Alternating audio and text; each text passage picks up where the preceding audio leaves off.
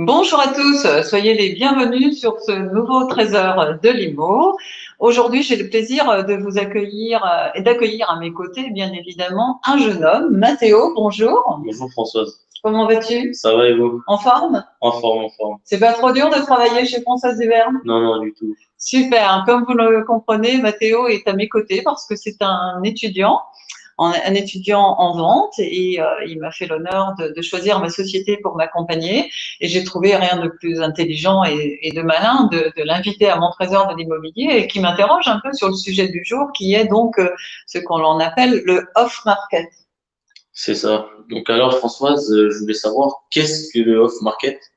Alors, qu'est-ce que c'est que le off-market? Alors, il faut savoir que tout d'abord, c'est ce qu'on définit sur des biens qui sont en dehors du marché traditionnel. Tu as dû certainement voir des biens dans les agences, on est d'accord? Oui, oui. Eh bien, il faut que tu saches que, il y a des ventes en parallèle et ces ventes discrètes, méconnues en général, elles se font en ce qu'on appelle en off-market. Donc, tout ce qui est en dehors du marché traditionnel que tu peux voir sur les réseaux sociaux, que tu peux voir dans les vitrines, etc.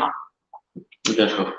C'est bon, c'est clair pour toi? C'est Ouais, clair, c'est tu clair. comprends bien? Alors, évidemment, c'est jamais publié, hein, on est bien d'accord, le off-market, c'est des choses qui sont faites, on va dire, de bouche à oreille.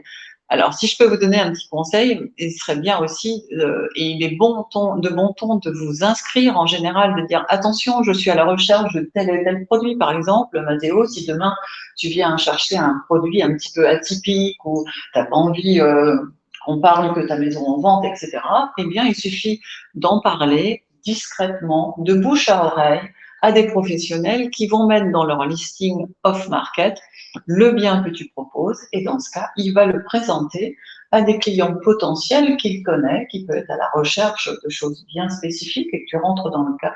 Et dans ce cas, ça va se passer en off-market. D'accord. J'avais une autre petite question. Oui. Que représente le off-market? Ah, tu veux dire en pourcentage? C'est ça, c'est ça. Ok, alors le off-market, effectivement, il est peu connu. Ça, il faut être honnête.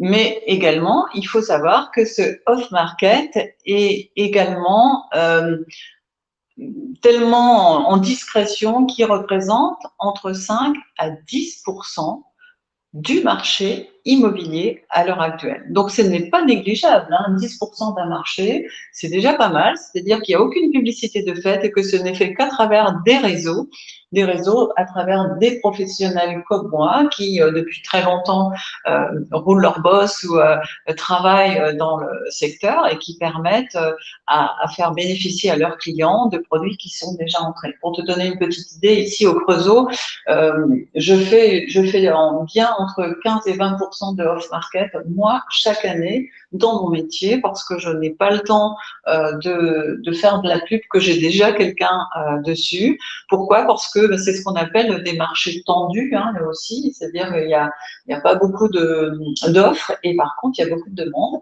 Et quand ça arrive, eh bien, les premiers inscrits, les premiers servis, comme on dit. Tu as d'autres questions, Oui. Mathéo? Ce sont quel type de biens? Alors, ici, si je parle d'ici, j'ai envie de dire ça peut être tout type, mais surtout des types qui tirent quand même sur le haut de gamme, hein.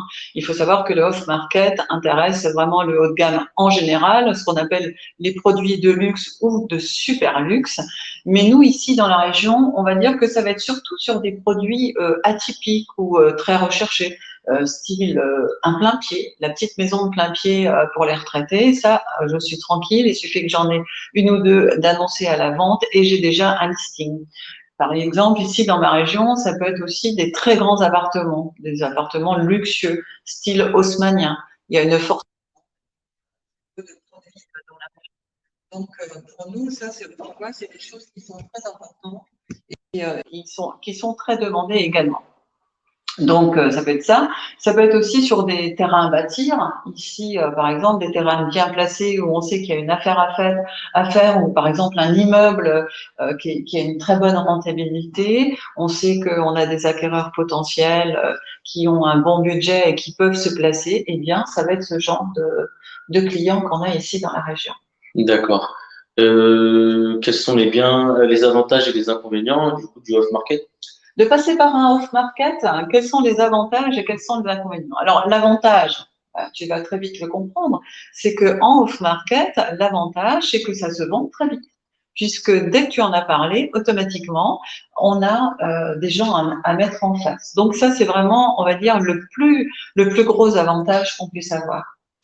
Et tu m'as demandé l'inconvénient. C'est ça. Alors l'inconvénient, on pourrait dire que s'il y en a un, ça pourrait être le fait que, eh bien, effectivement, en off-market, on n'a pas forcément de concurrence. Donc, on est tout seul comme acheteur. Donc, pour faire casser le prix, ça peut être un petit peu plus compliqué. D'accord.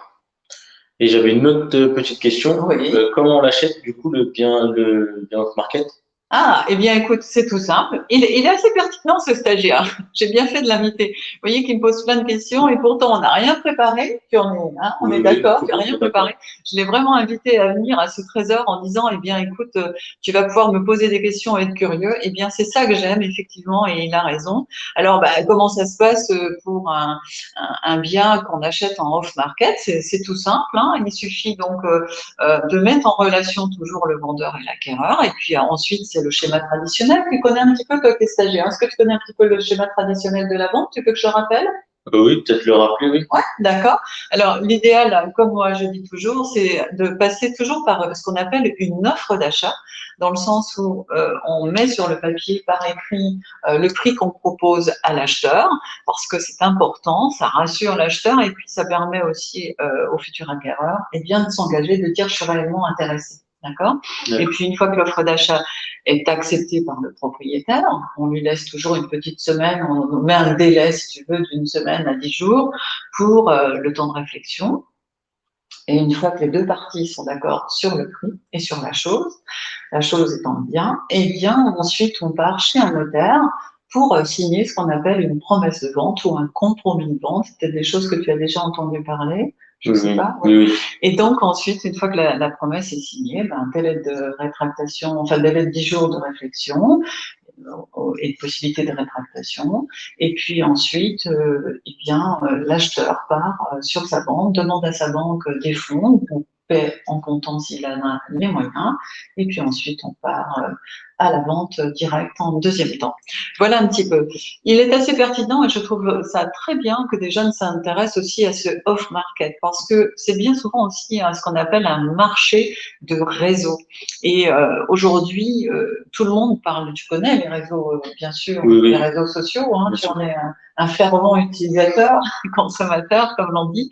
Et c'est vrai que c'est très important de savoir faire du réseau. Il n'y a pas que le digital, il y a aussi le réseau physique, d'où l'importance de bien communiquer, de travailler avec ses clients, sa base de données, comme on dit, hein, aussi nous en digital, on a depuis de nombreuses années un grand fichier client, ce qui fait que le fait de communiquer avec eux, parfois ils se rapprochent en disant bah voilà, je voudrais pas trop qu'on communique, je voudrais pas trop que ça se sache, mais j'aimerais que ça parte très vite.